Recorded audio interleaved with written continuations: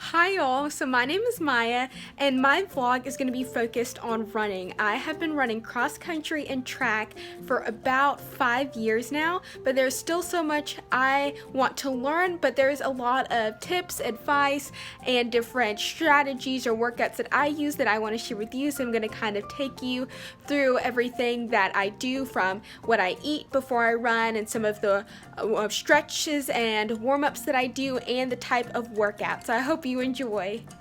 Hey y'all, so now I'm going to show you what I like to eat in the mornings before I run. It's been a little bit of a struggle to kind of find food that's going to keep me full during the run and not make me hungry or nauseous, but I think I've finally found it.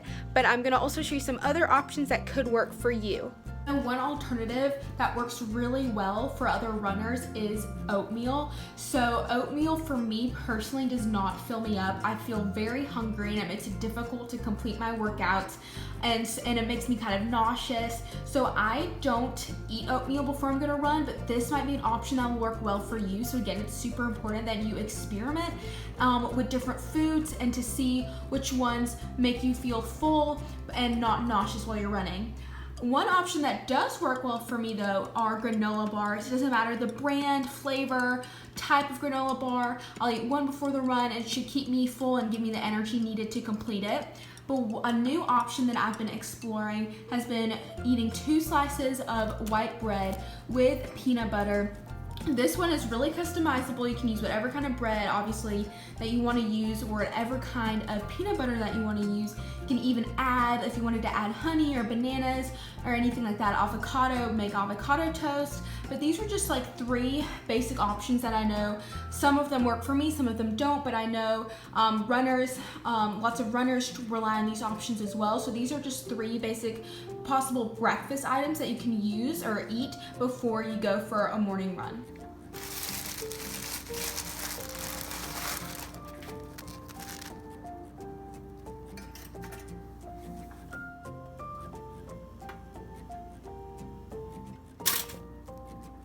Nice, good toasted bread.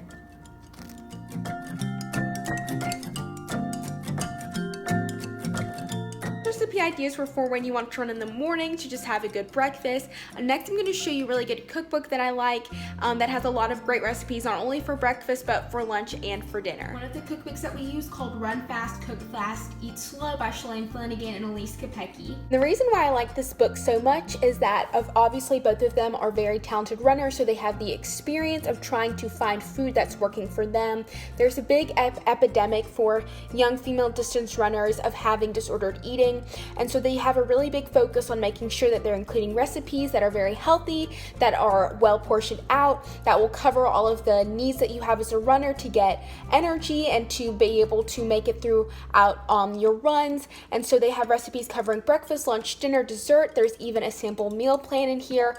Shalane Flanagan's race day tips, because she's a very accomplished marathoner, and some testimonials and experiences from other runners dealing with their own experiences of trying to navigate how to choose healthy meals for themselves throughout their running careers. So I really like making my own smoothies. So obviously these are really customizable, but what I like to add is just a little bit of water, but you can use milk if you want to, even ice cream if you want to make it more of like a milkshake. But then I also add bananas, and then I warm up some frozen fruit and then add a little drizzle of honey. So this is what it looks like, and I'll show you what it looks like after it's blended. Here's the finished product. Okay, so hydration is obviously very important for a runner, so I'm going to show you these 2 types of electrolyte tablets that I like to use. They kind of work like Gatorade, but they don't have any sugar in them, but they still taste really good.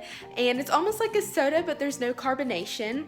So I have this lemon lime one on my left, and I have this rest and recovery one, which is a lemon chamomile, on my right. And so there have a bunch of other different flavors like strawberry lemonade and fruit punch, and you can find them at Wagner's in Midtown, Tuscaloosa, and they're really helpful, and I find that they're a really great alternative to Gatorade.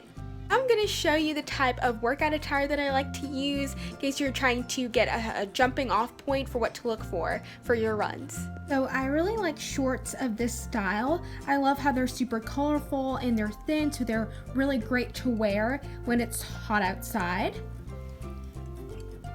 Next, I have the spandex, which are very popular among runners because they're super breathable. You can customize them to your uniform color, and they prevent chafing. Here are some of my favorite pairs of workout leggings. They're really thin, so they'll keep you warm during the winter months when you're running, but it won't overheat you. I really like the pattern and the style. There's so many different varieties, and you can find some with pockets that allow you to keep your keys and your phone in there when you're running. Now moving on to jerseys. I really like t-shirts that have this kind of jersey style to it because it makes it really breathable. And then I also like t-shirts that are made out of a dry fit material because it's really light and it makes it easy to run in. Now, of course, you can customize both of these and you can add layers to them, like a long sleeve t-shirt or sweater on top if it's really cold outside, so it's really flexible. And so these were just some of my favorite running attire. Shoes are so important to a runner. They can only average about 100 miles per pair, so it's really important that you change your shoes by calculating your mileage. Sometimes it's every 3 months you have to replace them. That is the one expense needed as a runner, but it's really important because if you wear out your shoes, it can cause injuries. My favorite brand of running shoes are Brooks, especially the Brooks Ghost. You can find them at Wagner's, which again sells all different types of running shoes, as well as workout clothes, socks, and those electrolyte tablets that I was talking about earlier. So I would definitely make sure that you are monitoring your shoes, and if you're feeling them wearing out or you're feeling pain when you're running, look at your shoes first. It might be time for a replacement. So it's very important as a runner that you stretch both before and after you run. This is really crucial in making sure your body's warmed up enough and helpful in avoiding injuries, and you're gonna have a better run because of it. So I'm going to show you some of the stretches that I do before and after my runs. The next activities I'm going to show you are called agilities. These are more motion-based warm-ups that we do, my team does before every run, in addition to some stretching, some more stationary stretching.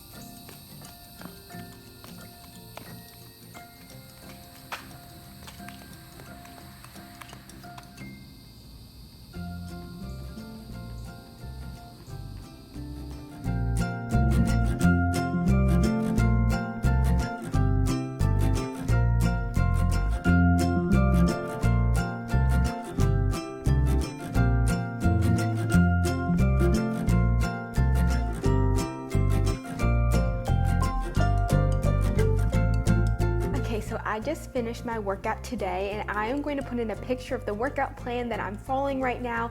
It's really important that, especially when you're a new distance runner, that you increase your mileage slowly, no more than 10% increase each week, because this will help prevent injuries that result from over-exercising or getting too much miles too quickly. So I'm gonna put in that picture, but it's also really important not only to incorporate long distance runs, like 5, 10 miles, whatever that looks like for you, but with also speed work, like 800-meter repeats, fartleks, which are alternating between a jog and a sprint, and hill workouts, especially if you are running cross country. That will be really helpful for you because lots of the courses are really hilly.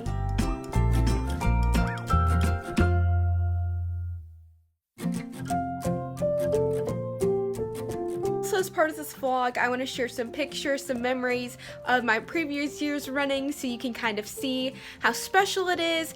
Even though it is a very like individual sport in some way, overall it is quite focused on teammates, on your team, and the camaraderie, the friendship that you find in running. I feel like it's unlike any other sport. Running is such a unique sport because it's very painful. It is hard. You struggle, and I think part of what makes that struggle worthwhile is having great people around you.